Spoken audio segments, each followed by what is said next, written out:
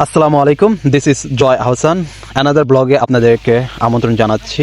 আজ 31st night উপলক্ষে আমরা আয়োজন করেছিলাম চিকেন চাপ, আর সাথে ছিল আমাদের মজাদার পরোটাগুলো। আমরা সবাই মিলে খুব এনজয় করেছি। এই সময়টাতে আমরা সবাই মিলে একসাথে কাজ করেছি এবং সবাই একসাথে আমরা খাবার খেয়েছি, খুবই সুন্দর। এখন আমাদের মাঝে বেলানি দিয়ে রুটি বানাচ্ছে আমাদের প্রিয় ভাই খোরশেদ ভাই, এবং আমাদের মাঝে সবাই রয়েছে। যে এখন আমাদের চিকেন চাপ যে তৈরি করতেছে সে আমাদের শ্রদ্ধেয় বড় ভাই নাহিদ ভাই।